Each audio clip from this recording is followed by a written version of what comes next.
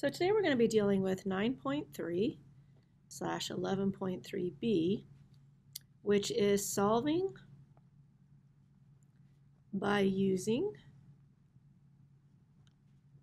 the quadratic formula, which all of you should have learned this in Math 1.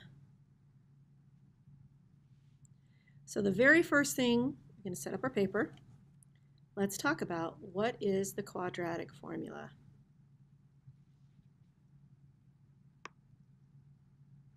So the quadratic formula is another way of solving a quadratic in order to be able to find the zeros or the roots or the x-intercepts. Remember, those are all three the same thing. So the quadratic formula is x equals negative b plus or minus square root of b squared minus 4ac all over 2a. Some of you might have learned this with the song, the Pop Goes the Weasel song. X equals negative b plus or minus square root b squared minus 4ac all over 2a. You might have learned it that way in Math 1, so I wanted to just put that out there in case you did. So now when you're looking at this, there's different things you need to notice about this. The way this is written, it's as if there's two answers. There's two solutions based on this plus or minus. So if we do negative b plus, we're going to get one answer. Negative b minus, we'll get another answer. So we look at what's underneath here and we decide how many solutions something has. This right here, what's underneath the root, so this, that is called the discriminant. So I'm going to go ahead and we're going to talk about what is a discriminant. So b squared minus 4ac is a discriminant. So I'm going to write it 3 times. Now I want you to think about this logically. If you're taking the root of a positive number, let's say I'm taking the square root of 4, then I'm going to have an answer of 2. Which means I'm going to have negative b plus 2 divided by 2a, negative b minus 2 divided by 2a. So if this is a positive answer, I'm going to get 2 answers because of this plus or minus.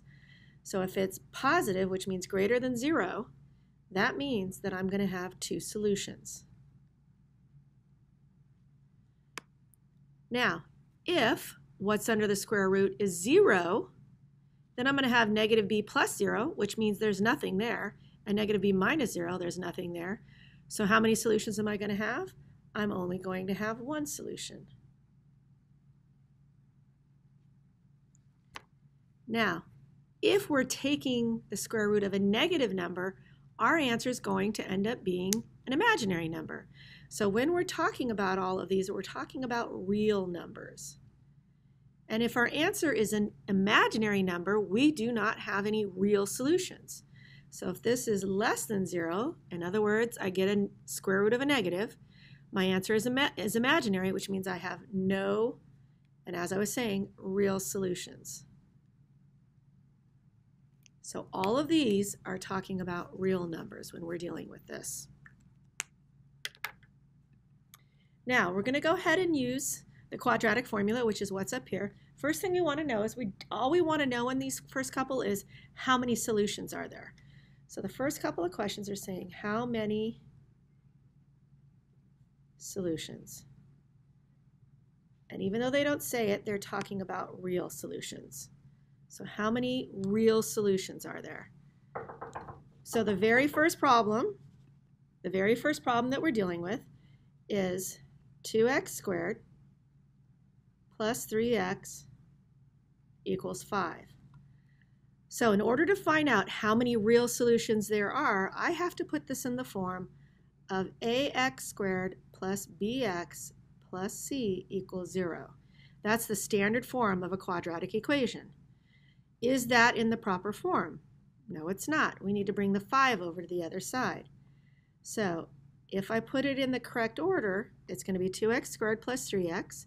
If I bring the 5 over to the other side, I get minus 5 equals 0, which means a equals 2, b equals 3, c equals negative 5.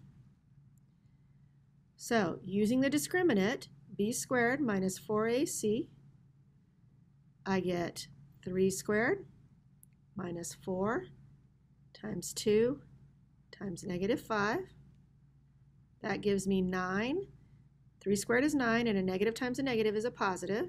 So I get 8 times 5, so plus 40, which gives me 49. That's greater than 0. So what does that mean about my number of solutions? That means I have 2 real solutions. So if they're asking you to just find how many solutions, you only need to do the discriminant. Okay? These next problems are asking us solve using, I'm going to just put QF for quadratic formula, and simplify answer.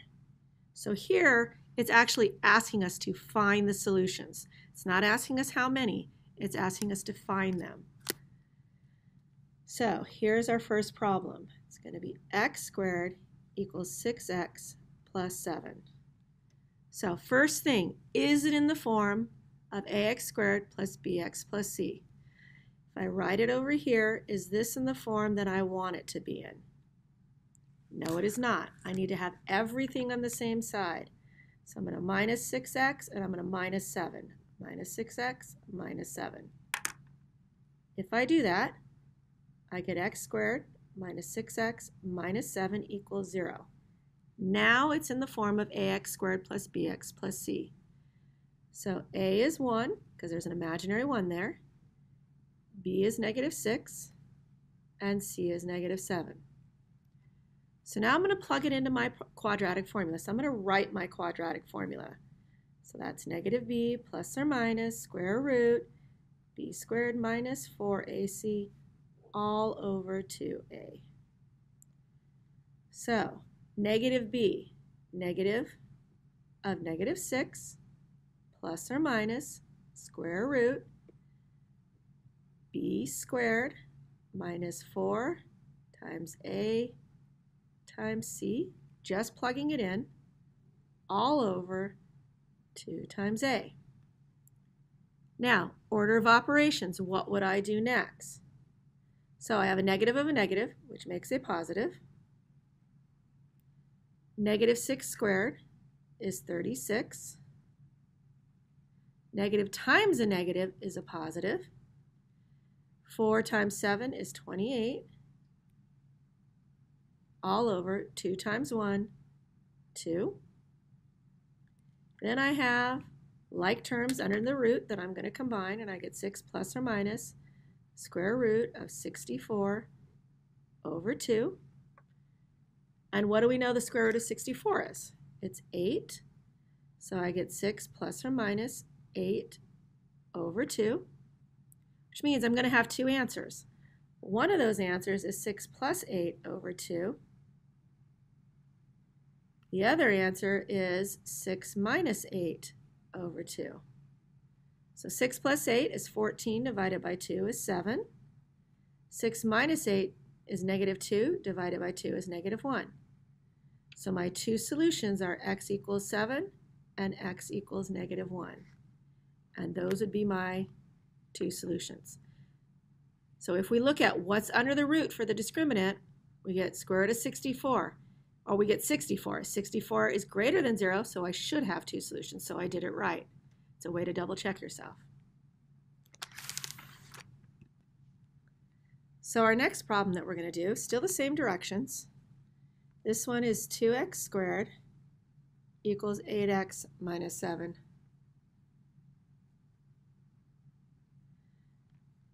Which if I rewrite it over here, there's my equation. Is it in the proper form? No, it's not. I need to bring over the negative 8x, and I need to bring over the 7. So negative 8x and the 7.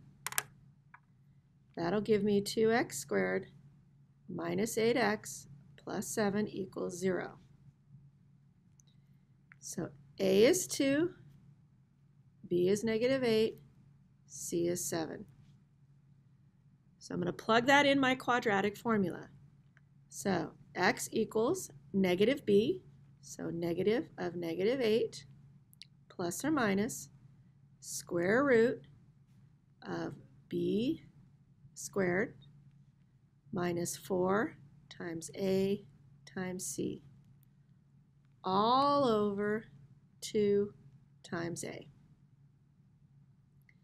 So if I work this out, I get x equals negative times a negative makes a positive.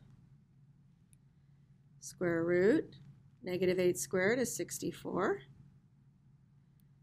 Negative 4 times 2 makes negative 8 times 7 makes negative 56. All over 2 times 2, which is 4. This gives me 8 plus or minus square root of 8 all over 4. Then if I look at 8, that can be broken down to square root of 4 times square root of 2, because we want to simplify our answer completely. So my answer would be x equals 8 plus or minus square root of 4 is 2, and then we're left with root 2 all over 4. Then I want to say, is there anything that I can divide into all of these? And yes, there is. All of them are divisible by 2.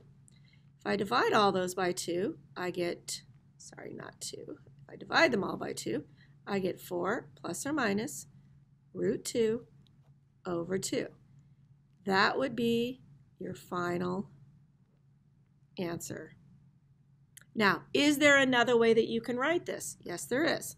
I can separate this into two fractions. So I could separate this into 4 over 2 plus or minus root 2 over 2. 4 over 2 is 2 plus or minus root 2 over 2. Can I simplify the root 2 over 2? No, I can't, because that's got a root and that doesn't. So is it okay to write it this way as well? Yes, it is. They both mean the exact same thing.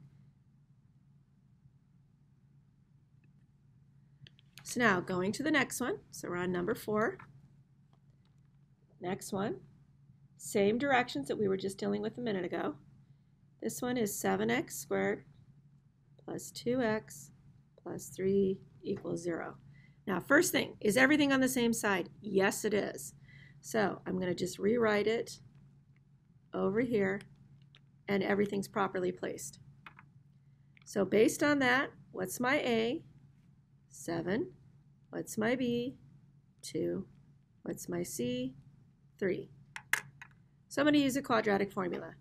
So x equals negative b, so negative 2, plus or minus square root b squared minus 4 times a times c all over 2a.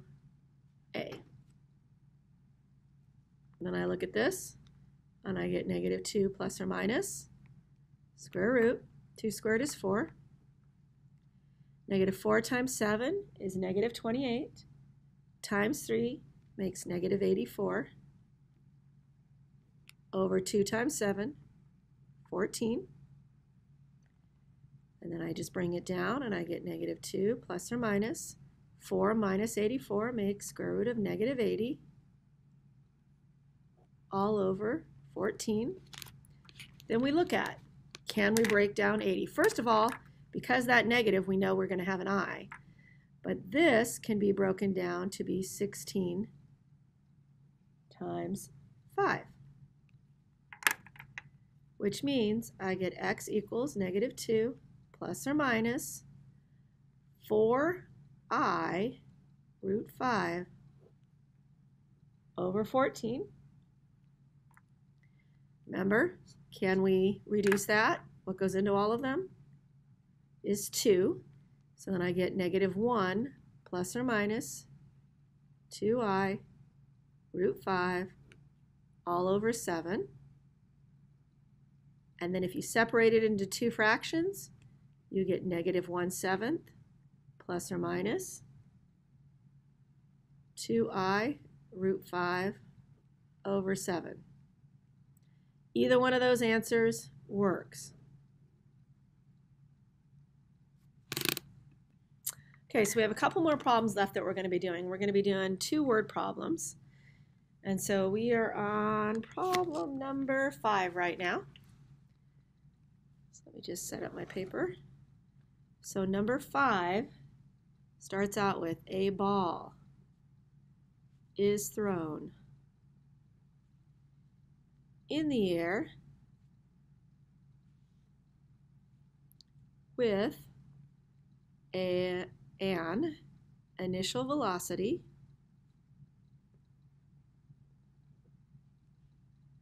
of 14 meters per second from a height of 2 meters. And then they give us an equation, h of t equals negative 4.9 t squared plus 14t plus 2. And then the question is asking, does it reach 12 meters high? So does it reach 12 meters high? So it's asking us, are we going to get 12 meters high? Which means, what's our height that we're looking at? We're looking at 12 meters. So instead of putting a height here, h of t, I'm going to put a 12. So I'm going to write my formula, but I'm going to put a 12 there.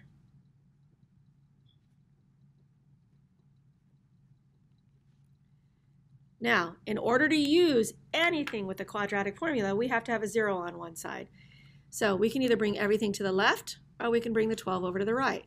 Since there's only one number to bring over, I'm going to bring the 12 over to the right. So I'm going to minus 12 from both sides. If I do that, I get 0 equals negative 4.9 t squared plus 14t minus 10. Now, with that, I know A is negative 4.9, B is 14, and C is negative 10.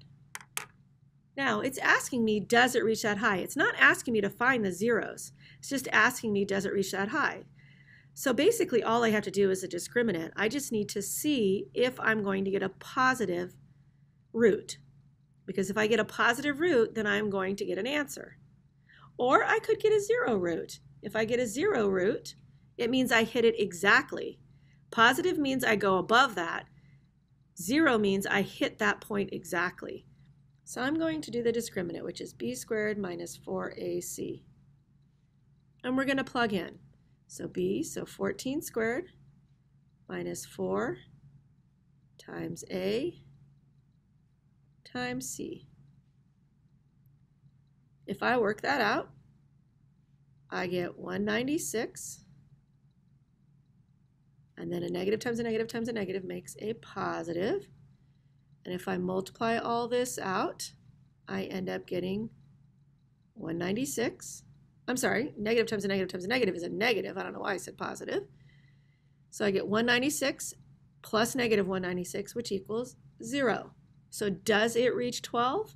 Yes, it does, because I have a solution, which means yes, it does. Because I have 0 as my solution, it means I'm going to have one solution. Next one, and this is the last one we're going to be doing, and then you'll be able to work on your homework. Number 6. John hits a soccer ball with an initial velocity of 16 feet per second. And the question is, will it hit 4 feet? So, will it hit 4 feet? So I'm going to pause the video right now, because what I'd like you to do is actually try this on your own and then see if you get the correct answer. So I will have the answer up in just a moment, but I want you to try it on your own first. So what you need to do right now is go ahead and pause the video, try it on your own, then check your answer. If your answer is wrong, then you need to make sure you fix your answer. So one thing I forgot to give you is I forgot to give you your equation. So your equation is h of t equals negative 16t squared plus 16t. Now, why is there not one number at the end? Because it's hitting it from the ground, which means its initial height is 0. So that's your equation that you're going to be using. So hopefully you were able to do this problem. So as you see from what I have here, it's hitting 4, we're seeing if it hits 4 feet, so that's our final height. Bring that over to the other side, and this is my equation. Know my a, my b, and my c, and then I just plug it into b squared minus 4ac. Work that out, and I get a 0, which means yes, it has a solution. So my answer would be yes, it does. It hits that height. Now, in terms of your homework tonight is in HRW. I know you've been doing a worksheet the last couple of days, and you've been enjoying that, but this next assignment is in HRW. And what you need to remember with HRW is all of the problems require work. So every single problem requires work. Make sure that you are doing them. I will be looking in GoGuardian to see whether or not you are. Even though I'm not there today, I will be able to see whether or not you're working. So please make sure that you are doing what you need to be doing and not off task.